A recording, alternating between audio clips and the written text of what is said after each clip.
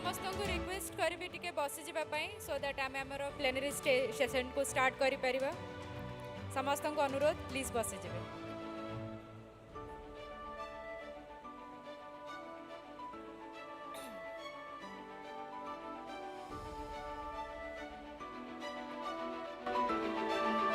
kindly settle down we are about to start our plenary session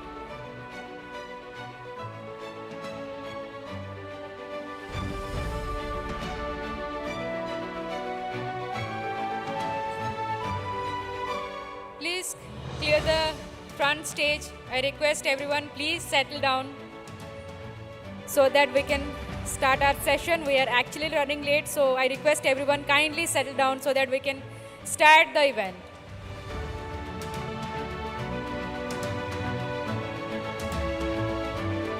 I request everyone please settle down so that we can start the session.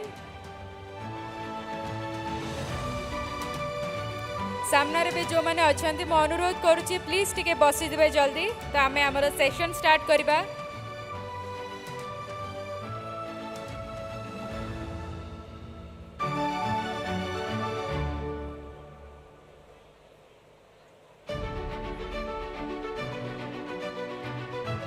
once again thank you all for coming. Now it's time to start our first session.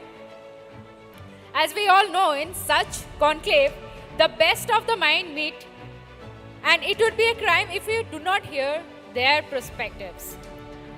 So now we will be privileged enough to witness the industry experts and institute heads sharing their opinions, experience, and expertise from various perspectives to augment the linkage between industry and institutes. So it's time for our first plenary session. In today's disruptive scenario, it's time to shift the conversation from industry-academia collaboration to augmenting industry-institute linkages. The focus sector is manufacturing in the first session. And I request you all, please put your hands together for all our panelists, and they are Shri Sanjeev Sharma, Senior Vice President, SMS Group. Shri Shankar Venugopal, Vice President, Mahindra and Mahindra. Shri Praveen Kuruvalli, Head of People Strategy and HR Center of Excellence, ArcelorMittal Nippon Steel Limited. And for the session, we have our moderator, Dr. Sudesatwa Basu, Director, IMMT. I request all our panelists and moderator to join us on stage, and I request everyone, please clap for them to welcome them on stage. So please accept a token of love from our side.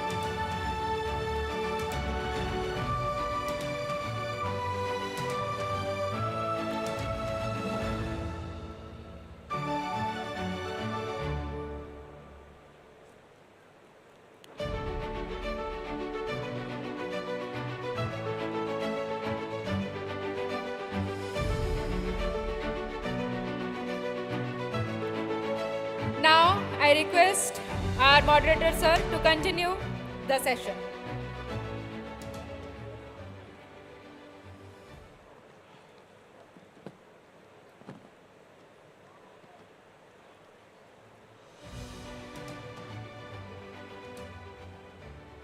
Good afternoon. I am Dr. S. Basu, Director of Institute of Minerals and Metals Technology.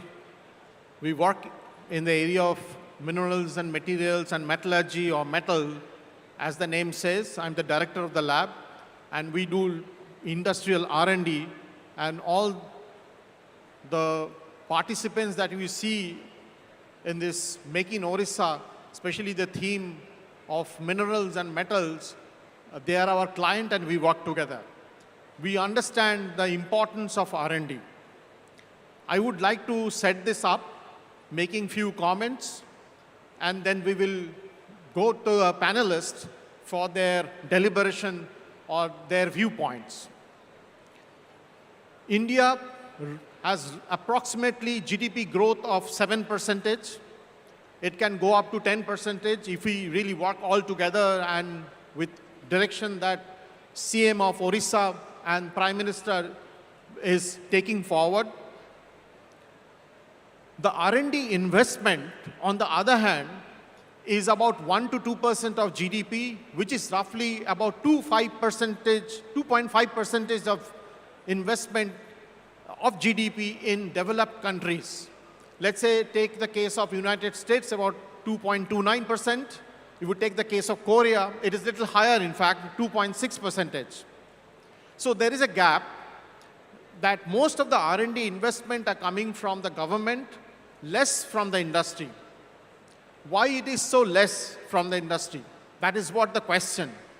And we really need to work on it. We really need to look into it. The gap that is there in the R&D investment, which I just pointed out, obviously if industry participates in wholeheartedly and completely in India, it can also reach to about 2.5 or 3% of GDP in R&D investment. That's one of the points which is required. But of course, what is required is hand-holding. Many of the academic institutions and R&D institutions working in silos on the R&D development. Industry, on the other hand, also doing R&D development on their own, but they have limited resources. They also have to look into the production, productivity, marketing, and many things. So if industry R&D or industry as a whole join hand with academia or R&D institutions and work together, hand in hand, build a confidence, then of course there will be more investment, more requirement, and this will go in a loop or in a cycle. That is what happened everywhere in the world or in developed country. That is the model they taken forward. So flow of ideas can come from both from industry as well as from R&D institutions and academia. Adopting new technology, willing to change. These are the things that we try to see. We will see that it happens, that there will be a change, looking for a change, adopting to the change, adopting to the new technology, which is not happening in India. And we would like to see that the technologies are developed in India. And that is possible when industry brings a problem and bring it to the academic institutions or R&D institutions and work together. Not that there will be a funding agency. Their engineer, their scientist, our engineer, our scientist will work together in hand, and then only this growth or the hand-holding, through hand-holding, there will be a confidence building, and we will, of course, satisfy the requirement of the industry. With this preliminary viewpoint, I would take this forward, but I would like to show you AV. Can you have the AV, please?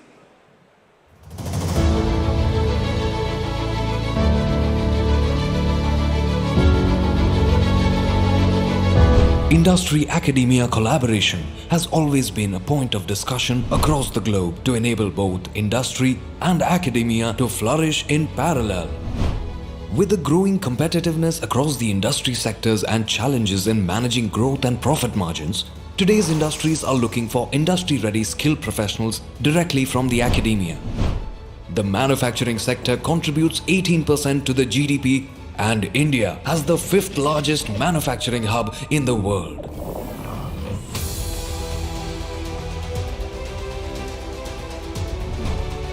As per the quarterly employment survey report of the Union Ministry of Labour and Employment, the manufacturing sector accounted for nearly 39% of all the employment generated in the selected 9 sectors. Over the years, India is steadily creating its leadership position in areas such as apparel, accessories, pharmaceuticals, oil and gas, and automobile, to name a few.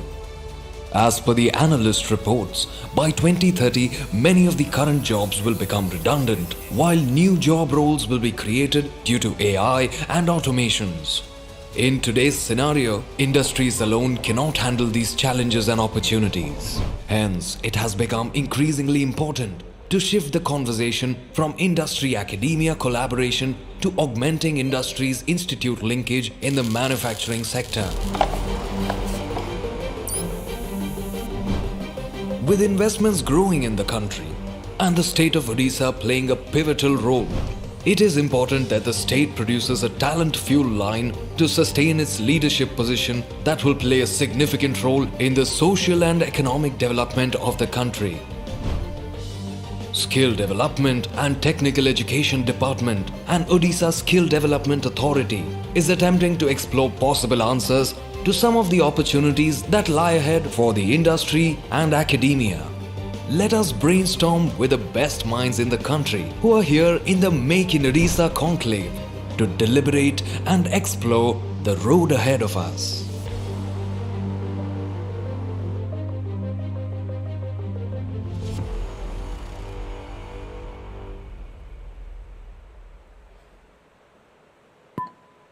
We will now start the deliberation. So I would first start with Mr. Kuruvilla. Can you make your point? Thank you, Professor Basu. First and foremost, I would like to express my sincere gratitude and pleasure for having me on the panel. It's an absolute privilege, and thank you for setting the context. So, as I was introduced, I come from ArcelorMittal Nippon Steel India. It's a joint venture between two of the largest steel makers of the world, ArcelorMittal and Nippon Steel. So, and we are growing in India. AMNS is growing in India. So just from my side, if I have to set a little bit of a context to the academia industry partnership and what are the different levels of partnership that are possible and how this will accelerate industry and academia together, addressing some of the most important challenges that we are facing as country, as community, for instance, climate change. So let's say India, as you said, is one of the fastest growing large economies in the world. Within India, Odisha, as you see today, is already a mineral hub owing to 35% of mineral resources that it has, 35% of the mineral resources of India is in Odisha. So we are already sitting on a huge opportunity to grow, a huge opportunity to innovate. But this opportunity, in order to really leverage this opportunity, we have to invest in our people. And the industry of the future is going to be something that focuses on sustainability, that focuses on clean energy, and that focuses on innovation. These are the practices that Industry 4.0 will focus on. Why? Because this is what the technologically savvy, climate conscious world is looking at for the future. So in that context, it is extremely imperative that two of the key stakeholders, industry and academic institutes, partner as efficiently as possible. So the first level of partnership is something that I think we have seen more often than not, which is co-creation of curriculum. So that accelerates adoption of technology that helps reduce cost and improves efficiency, thereby improving industrialization. But we don't have to stop there. So the second level of industry-academy partnership can come through centers of excellence. So like we have all heard about work from home, as we see right now, we can say that, like we say, work from anywhere. In this age, it's actually learn from anywhere from anyone and at any age. So the education and learning has taken has seen a paradigm shift, and now it is actually talking about lifelong learning. And it is in this context that industry and academia should partner together to create centers of excellence that will further accelerate creation of skills in the future workforce that Industry 4.0 requires. But we don't really have to stop there. And I think the biggest opportunity, as Professor Basu mentioned, is in the field of research and development. So collaboration in the field of research and development is something that really needs to be explored further and with a severe sense of urgency. So companies are actually investing, given the importance of climate change, sustainability, green energy, on high quality research. And we also see that academy would like to make research socially relevant. I mean, historically or even now, you would see that academy focuses or is really good in basic fundamental research. And industry is good when it comes to applied research. But there is a huge opportunity to really amalgamate these seemingly these complementary approaches that we have between industry and academia. So, for example, so if we have to talk about examples of this collaboration, so during COVID, Oxford University and AstraZeneca collaborated in order to create Covaxin that really saved millions of lives and is a wonderful example of innovation. Incidentally, our executive chairman, Mr. Lakshmi Mittal, partly funded this innovation. So that's a wonderful example how innovation, how collaboration between industry and academy can create innovation and sustainability in the industry for us, for all of us. We also see that market competitiveness will drive innovation, and it will drive creativity in the society and in the communities at large. Like we do see that in order to solve some of these larger problems, we go and invest in startups because, and one of such example in ArcelorMittal is XCarb Acceleration Fund.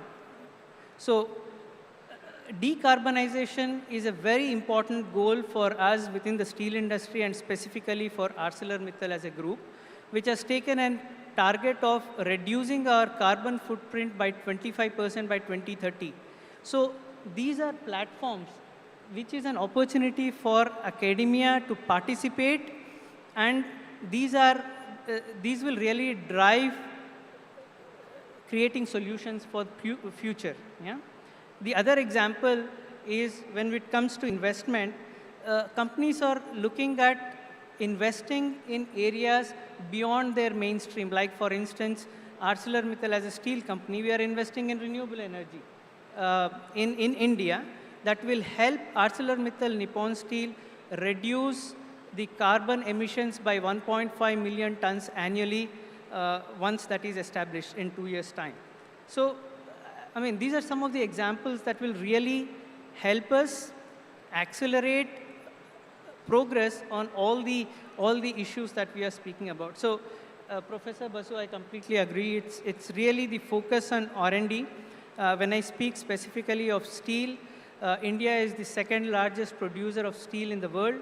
We have India as a country has taken a target of moving to producing 300 million tons by 2030, and industry and academia, which are training the minds of the future and skilling the hands of the future, have all the more responsibility and reason to collaborate on every possible way. Thank you. Thank you, Mr. Praveen Kurwali, for elaborating many aspects I would now go to Mr.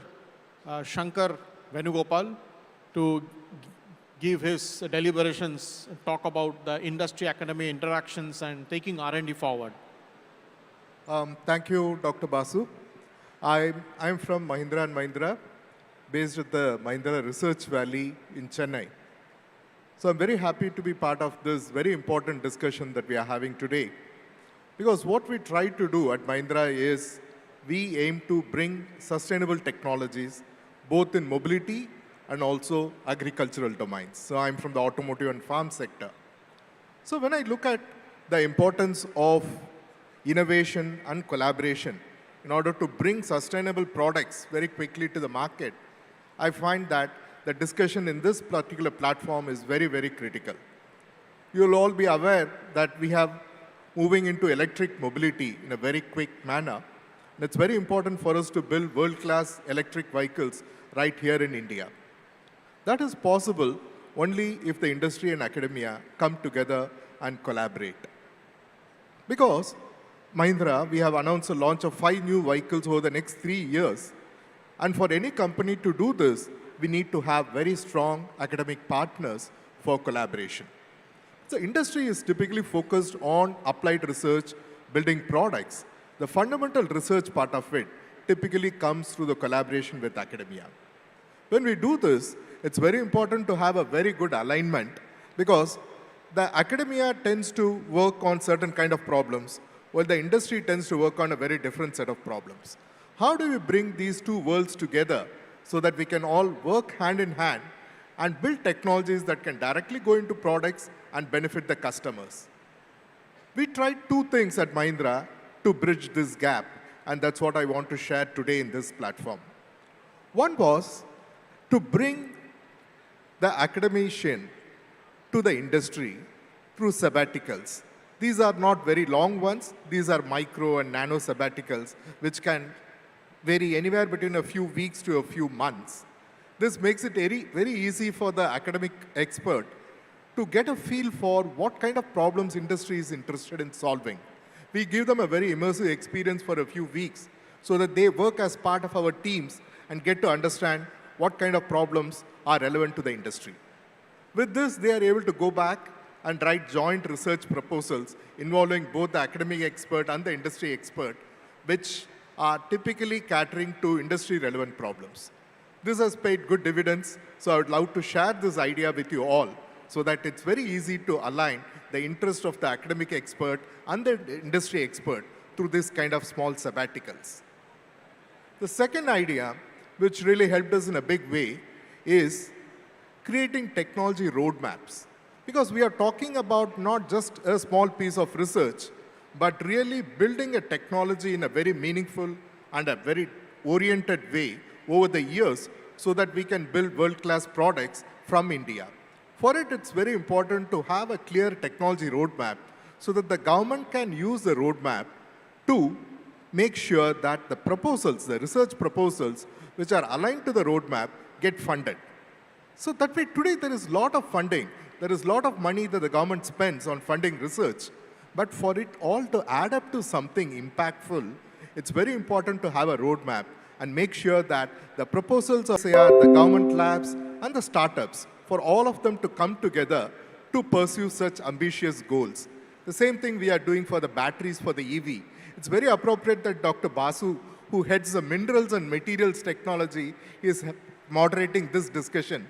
Because when you talk about electric vehicles, minerals and metals and materials are going to be the key enablers. We need lithium for the batteries, cobalt for the batteries, the rare earths for the magnets. These are going to be the key differentiators which will place India right at the cutting edge and make our products cater to the needs of global markets, not just India. Just a sample for what the academia collaboration can do. I came in here one day early and I spent the whole day visiting the KAIT, the Kalinga Institute of Industrial Technology yesterday. The kind of work that I see there, I got to interact with researchers and young students across multiple departments. The kind of cutting edge work that I saw there yesterday gives me the confidence that this state can play a very key role in setting an example of how industry and academia collaboration should be. and how it can really enable innovative Mr. Venugopal. Now I go to the third panelist, Mr. Sanjeev Sharma from SMS Group. Thank you, Professor Basu. I think the topic is very, very relevant in today's situation, that how do the industry and academia collaborate. So if we take our own example, every day mobile technology is changing. Every day there are certain updates, and all of us has to rely to, on this mobile technology now to do banking, e-commerce, and upgrade our skills also. So if you see, right now there is a wide gap between industry and academia, where we see that the skills which the new graduates or ITIs or diplomas they are bringing to us, they are not so relevant, and again we have to start training them. COVID has taught us so many things, that how important is to upgrade the skills.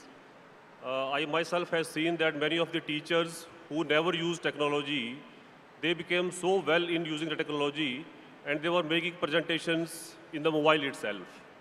So it's not a question that how do we improve academia industry. Of course, that we have to do, but also to upgrade ourselves in the upcoming technologies. So as we see that, the target set up by the government to achieve 300 million tons by 2030 and 500 billion tons by 2047. So all of us has to skill ourselves and to skill the academia also to achieve these targets. We also saw that we are a German-driven company, SMS Group. We are in India from more than 30 years. We have our manufacturing facilities in Khurda and Mancheshwar plant here. So we are also collaborating with ITIs, diplomas, institutes, and graduate engineers also to see that how they can be upskilled during the education itself. In fact, with our CSR partners, we have framed a kind of curriculum for them, where their soft skill and the technical skills in terms of the various softwares we are using in the industry, they can be upskilled.